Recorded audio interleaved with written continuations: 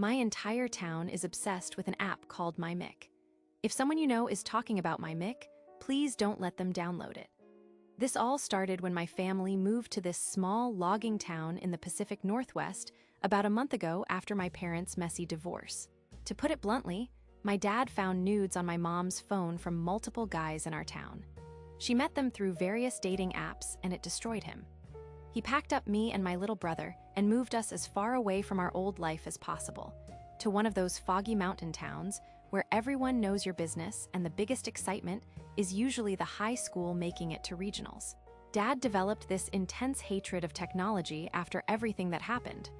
No smartphones, no social media, barely even lets us use his old laptop. As long as it's for homework, he'd say sternly. I get it, his world fell apart because of what he found on a phone, but it's made fitting in at our new school basically impossible. My first day, I noticed something that struck me as odd.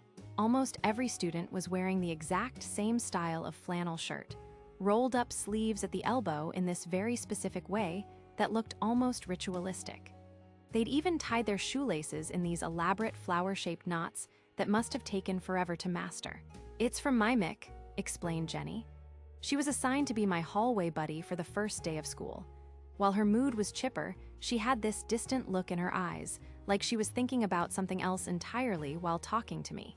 Everyone's doing it, you should really get the app. I don't have a phone. She stared at me like I'd just told her I didn't have lungs. That's weird. How do you keep up with anything? That afternoon in the cafeteria, I felt an uneasy pit in my stomach form as I watched the other kids. Most of the students were eating their lunch in perfect synchronization. They'd take a bite, chew exactly 7 times, swallow, then repeat. After every swallow, they would look at each other and laugh, like there was some hilarious inside joke that only a few of us weren't in on. The entire room moved like a hive mind. The sounds of coordinated chewing echoed off the walls. When I asked my lab partner about it, he just gave me the same empty smile Jenny had given me earlier and said, MiMik challenge. You wouldn't understand. My reputation for being phoneless was spreading like a virus. My little brother Danny started complaining constantly at home. Everyone at school thinks I'm a freak. They all have phones and I'm the only kid without one. I can't do any of the challenges or trends. I just sit alone at lunch while everyone else stares at me. But Dad wouldn't budge. Every time Danny brought it up, Dad would get this look in his eyes and change the subject. I understood his trauma, but watching my 11-year-old brother become more isolated every day was heartbreaking. The challenges I observed at school started innocently enough. Kids would whisper about Flannel Friday and 7-Bite Challenge and Flower Knot Tuesday. Weird and robotic, but harmless. I figured it would blow over like every other social media trend. Then came Devious Licks.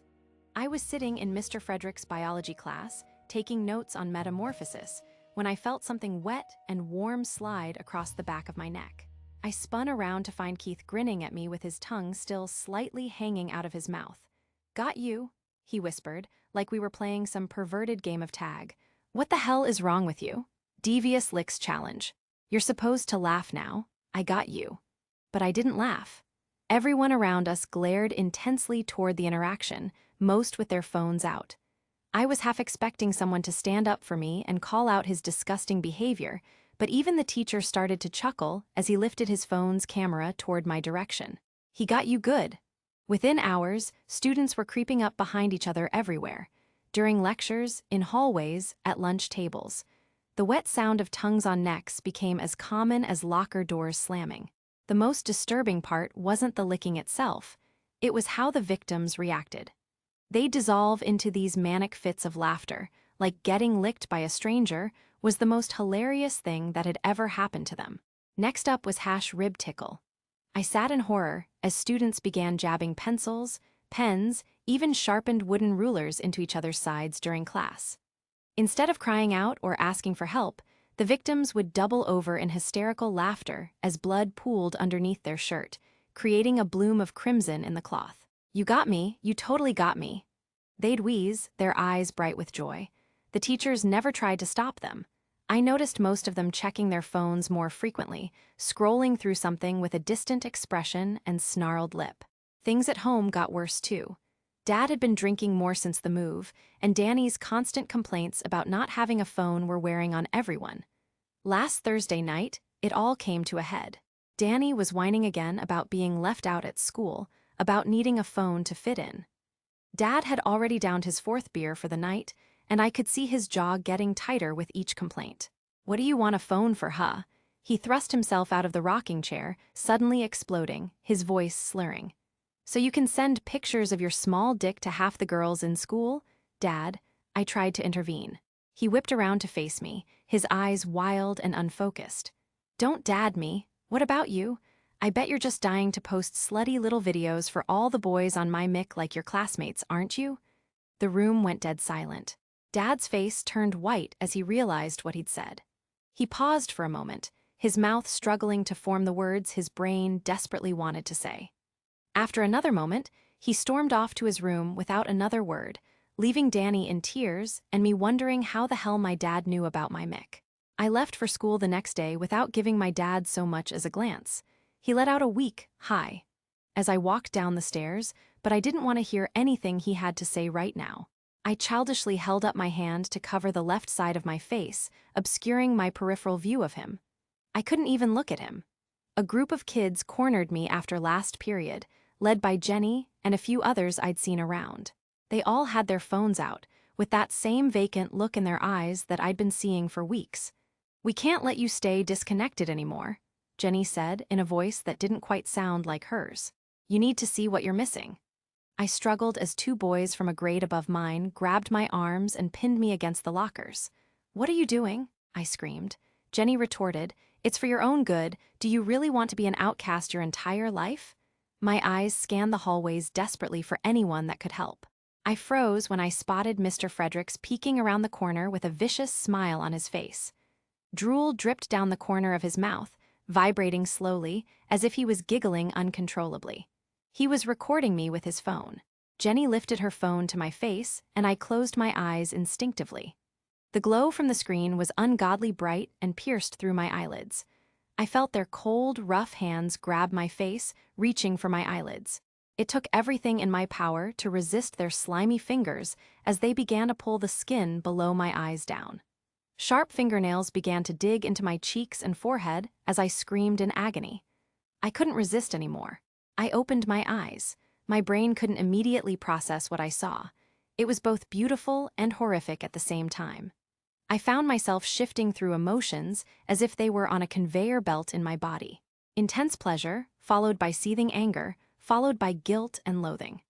Writhing shapes that hurt to look at, colors that don't exist, sounds that came through the screen and burrowed into my skull like living things, scratching their way out from the inside.